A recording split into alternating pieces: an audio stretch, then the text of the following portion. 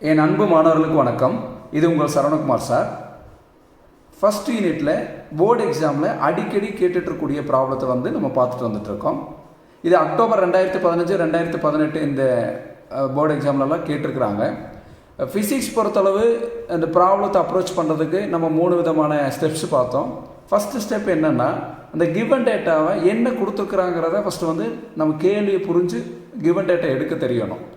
Given data எடுத்ததுக்கப்புறம் என்ன கண்டுபிடிக்க சொல்லியிருக்காங்கன்னு சொல்லி அடுத்த ஸ்டெப் தெரியணும். ஃபஸ்ட்டு கிவன் டேட்டா எழுத தெரியணும். அடுத்து என்ன கண்டுபிடிக்க சொல்லியிருக்காங்கன்னு தெரியணும். அதுக்கு என்ன ஃபார்முலா யூஸ் பண்ணி கண்டுபிடிக்கணும். 3 விதம். கிவன் டேட்டா, என்ன கண்டுபிடிக்கணும், அதுக்குண்டான ஃபார்முலா. இது 3 விஷயம் தெரிஞ்சதுக்கப்புறம் கால்குலேட்டரை யூஸ் பண்ணுறதுக்கு தெரிஞ்சதுன்னா ஃபிசிக்ஸ் ப்ராப்ளம் போகிறது ரொம்ப ரொம்ப ஈஸிங்க. இந்த கால்குலேட்டரை ஆப்ரேட் பண்ணுறது எப்படி பண்ணுறது இந்த ப்ராப்ளம் போடும்போது கொஞ்சம் பார்க்கலாம். சரிங்களா? 2 ஃபோர்ஸஸ் 30 நியூட்டன் அண்டு 40 நியூட்டன் கொடுத்துருக்காங்க. என்னங்கிறது நியூட்டன். 2 ஃபோர்ஸ் கொடுத்துருக்காங்க. எவ்வளோ ஃபோர்ஸ் கொடுத்துருக்காங்க? 2 ஃபோர்ஸ் கொடுத்துருக்காங்க. ஃபஸ்ட்டு ஃபோர்ஸை Pன்னு எடுத்துக்கலாம், செகண்ட் ஃபோர்ஸை Qன்னு எடுத்துக்கலாம். சரிங்களா? அப்போ கிவன் டேட்டாவில் எழுதிக்க பாருங்க. Pங்கிறது என்ன? 30 நியூட்டன், Qங்கிறது 40 நியூட்டன். கிவன் டேட்டாவில் ஃபஸ்ட் ஸ்டெப்பில் எழுதிக்கலாம். Are acting at a point. இந்த 2 ஃபோர்ஸுமே ஒரு பாயிண்டில் ஆக்ட் ஆகுதுங்களாமா. At right angle to each other. இந்த ரைட் ஆங்கிள்னு கொடுத்துருக்காங்க பார்த்தீங்களா? இது நம்ம ஆங்கிள்னா என்னென்னு சொல்லலாம்? தீட்டான்னு சொல்லலாங்களா? ஆங்கிள்னா தீட்டா. ரைட் ஆங்கிள்னா நம்மளுக்கு எவ்வளோ டிகிரி இருக்குங்க? 90 டிகிரி இருக்குது. அப்போ தீட்டா ஈக்குவல் டு 90 டிகிரி கொடுத்துட்டாங்க. 2 ஃபோர்ஸ் கொடுத்துருக்காங்க. P 30 Newton, Q 40 Newton. Angle எவ்வளோ கொடுத்துருக்காங்க? 90 டிகிரி. 90 டிகிரின்னு அவங்க மென்ஷன் பண்ணல. ஆனால் ரைட் ஆங்கிள்னாவே நம்மளுக்கு எவ்வளோ டிகிரி இருக்குங்க? ரைட் ஆங்கிள் இதான் ரைட் ஆங்கிள். சரிங்களா? நம்மளுக்கு எவ்வளோ டிகிரி இருக்கும்? இது 90 டிகிரி இருக்கும். அப்போ தீட்டா 90 டிகிரி கொடுத்துட்டாங்க. Find the magnitude. மேக்னிடியூடை கண்டுபிடிக்க சொல்லியிருக்காங்க. மேக்னிடியூடுனா ரிசல்டன்ட் கண்டுபிடிச்சா போதும். அடுத்து டைரக்ஷன். டைரக்ஷன்னா ஆல்ஃபா கண்டுபிடிக்கணும். அப்போ மேக்னிடியூடு கண்டுபிடிக்க சொல்லியிருக்காங்க. அடுத்து ரிசல்டன்ட் கண்டுபிடிக்க சொல்லியிருக்காங்க. சரிங்களா? இதுக்கு உண்டான ஃபார்முலா ஃபஸ்ட்டு நம்ம பார்க்கலாம். ஓகே. இப்போ ஸ்டெப் 2ல் என்ன கண்டுபிடிக்கணும்? மேக்னிடியூட் கண்டுபிடிக்கணும். மேக்னிடியூட்னா ரிசல்டன்.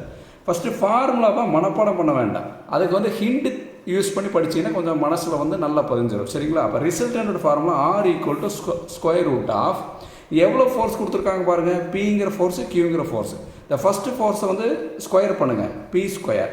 ப்ளஸ் செகண்ட் ஃபோர்ஸு என்ன? Q, அதை ஸ்கொயர் பண்ணுங்கள். அடுத்து ப்ளஸ் 2 போட்டு P இன்ட்டு Q. இது A + B ஹோல் ஸ்கொயர் மாதிரி. A square plus B square plus 2AB சொல்லுவாங்களே, அதே மாதிரி P square plus Q square plus 2PQன்னு எழுத போகிறோம். சரிங்களா? அடுத்து எக்ஸ்ட்ரா என்ன எழுத போகிறோம்னா காஸ் தீட்டா. இதுதான் ரிசல்ட்டினுடைய ஃபார்முலா. இப்போ இந்த ஃபார்முலாவில் தேவையான வேல்யூவில் சப்ஸ்டிட் பண்ணலாம். R = ஸ்கொயர் ரூட் ஆஃப் Pக்கு பதிலாக என்ன கொடுத்துருக்கான் பாருங்கள்? 30. அப்போ 30 ஸ்கொயர். ப்ராக்கெட் ஓப்பன் பண்ணி கொடுங்க. ப்ளஸ் Qக்கு பதிலாக என்ன கொடுத்துருக்காங்க பாருங்கள்? 40. ப்ராக்கெட் ஓப்பன் பண்ணி 40 ஸ்கொயர். ப்ளஸ் 2 இன்ட்டு Pக்கு பதிலாக என்ன கொடுத்துருக்காங்க பாருங்கள்? 30. நீங்கள் என்ன ப்ராக்கெட் கொடுத்துக்கலாங்க. 2 இன்ட்டு 30. Qக்கு பதிலாக என்ன கொடுத்துருக்காங்க பாருங்கள்? 40.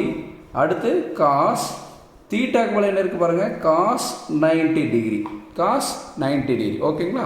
இப்போ எழுதுனதுக்கப்புறம் நம்ம என்ன பண்ணலான்னா R = அப்படி வச்சுக்கோங்க. இந்த ஸ்கொயர் ரூட்டை ஒன்றுமே பண்ண வேண்டாம். இப்போ கால்குலேட்டர் எடுத்துகிட்டு கால்குலேட்டரில் இங்கே என்ன எழுதியிருக்குமோ அது அப்படியே கால்குலேட்டரை டைப் பண்ணுங்கள் பார்க்கலாம். இங்கே என்ன இருக்குது பாருங்கள்? ப்ராக்கெட். அடுத்து 30 அமுத்துங்க. அடுத்து என்ன இருக்குது பாருங்கள்? ப்ராக்கெட் க்ளோஸ் பண்ணியிருக்கோம். பவரில் என்ன இருக்குது? ஸ்கொயர். ஸ்கொயருக்கு என்ன பண்ணணும்? இந்த X² பட்டன் அமுத்துங்க. அடுத்து என்ன இருக்குது பாருங்கள்? ப்ளஸ்ஸு. உள்ளுக்குள்ளே என்ன இருக்கோ அதை அப்படியே டைப் பண்ணுங்கள். Bracket open.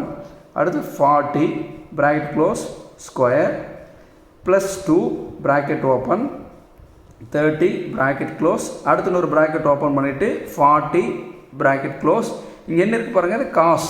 சரிங்களா? காஸ்க்கு இங்கே ஒரு பட்டன் இருக்குது பார்த்தீங்களா? காஸ் அமுத்துங்க. 90ன்னு இருக்கா? 90 அமுத்துங்க.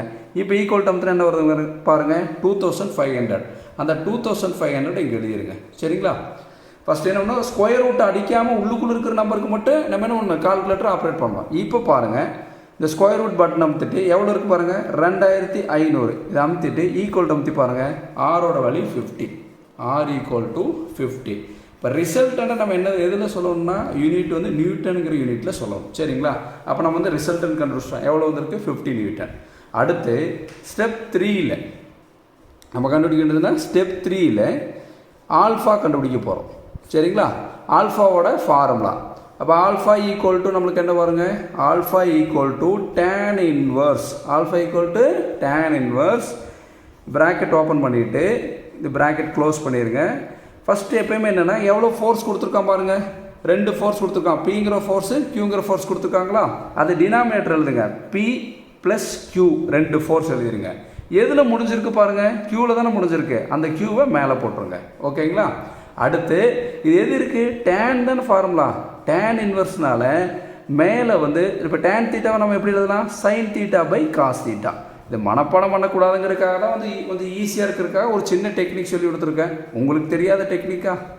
சரி பாருங்கள், இது புரிஞ்சுதுங்களா? பி ப்ளஸ் க்யூ, க்யூவில் முடிஞ்சதுனால மேலே ஒரு க்யூ, அடுத்தது sine theta by cos theta. இது வந்து ஃபார்முலா. இப்போ ஃபார்முலாவில் தேவையான வேலையை சப்ஸ்டிட் பண்ணலாங்களா? Alpha equal to tan inverse க்யூக்கு பதில் என்ன இருக்குது 40, சைனுக்கு சைன் எதை எழுதணும். அடுத்து தீட்டாங்கிற ஆங்கிள் எவ்வளோ கொடுத்துருந்தாங்கன்னா 90, சரிங்களா? டிவைடட் பை பிக்கு பதில் பாருங்கள் 30 ப்ளஸ் க்யூ வந்து 40 காஸ் தீட்டாக்கு பதில் 90 டிகிரி. இப்போ என்ன பண்ணலாம்னா நியூமரேட்டரை சிம்பிளிஃபை பண்ணலாம்.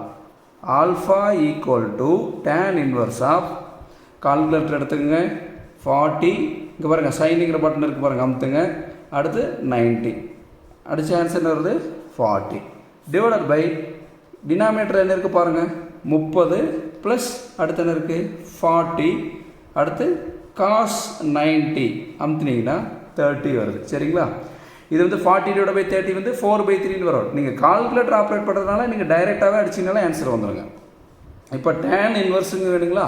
இப்போ டேன் இன்வெர்ஸ்னால் இங்கே டேன் மட்டும் தானே கொடுத்துருக்காங்க. நம்மளுக்கு என்ன வேணும், டேன் பவர் -1 அப்படின்னா டேன் இன்வெர்ஸ் வேணும். அதுக்கு என்ன பண்ணணும்னா ஷிஃப்ட்டுங்கிற பட்டன் அமுத்தி, ஃபஸ்ட்டு ஷிஃப்ட்டுங்கிற பட்டன் அமுத்திடுங்க. அடுத்து என்ன பண்ணணும், டேனுங்கிற பட்டன் அமுத்துங்க. டேன் அமுத்திட்டிங்களா? பாருங்கள் என்ன வந்துச்சு, டேன் இன்வெர்ஸ். அப்போ டேன் இன்வெர்ஸ் வரணும் என்ன பண்ணணும், ஷிஃப்ட் அமுத்தணும், அடுத்து டேன் அமுத்த டேன் இன்வெர்ஸ் வந்துடும். இங்கே என்ன இருக்குது பாருங்கள் ப்ராக்கெட், அப்போ ப்ராக்கெட் கொடுங்க.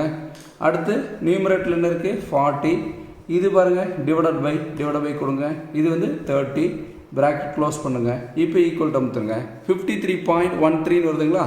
இந்த ஆல்ஃபாவை நம்ம டிகிரியில் சொல்லணும், டிகிரி அண்ட் மினிட்ஸில். அதுக்கு பதிலாக என்ன பண்ணலான்னா இங்கே பாருங்கள் அந்த கமா மாதிரி இப்படி இருக்குது பார்த்தீங்களா ஒரு பட்டன், அதை அமுத்துங்க. அமுத்துனீங்கன்னா என்ன வருது பாருங்கள் 53 டிகிரி 7, அடுத்து டிகிரி மாதிரி கொடுத்துருக்காங்களா, அதை வந்து மினிட்ஸ் எழுதுங்க. அந்த டேஷ் போட்டிங்கன்னா minutes. Alpha equal to 53 degree 7 minutes. இவ்வளவு தான் ஆல்ஃபா கண்டுபிடிச்சிட்டோம். சரிங்களா? இப்போ வந்து இதனுடைய ரிசல்ட் எடுத்து எழுதலாம். ஸ்டெப் 4ல் ரிசல்ட் என்ன ரிசல்ட் எழுத போகிறோம், ரிசல்ட்டுன்னு மேக்னிடியூட் கேட்டாங்க. மேக்னிடியூடோட வேல்யூ, மேக்னிடியூடு என்ன, ஆர் ஈக்குவல் டு 50 நியூட்டன். அடுத்து என்ன கேட்டிருந்தாங்க, டைரக்ஷன் என்ன, alpha equal to 53 degree 7 minutes. இவ்வளோதாங்க இந்த ப்ராப்ளம். ரொம்ப ஈஸி. அழகாக ப்ராக்டிஸ் பண்ணிங்கன்னா லட்டு மாதிரி மார்க் வாங்கிட்டு போயிடலாம். இந்த வீடியோ உங்களுக்கு பிடிச்சிருந்தா மற்ற நண்பர்களுக்கு ஷேர் பண்ணுங்கள், சப்ஸ்கிரைப் பண்ணுங்கள். Thank you students.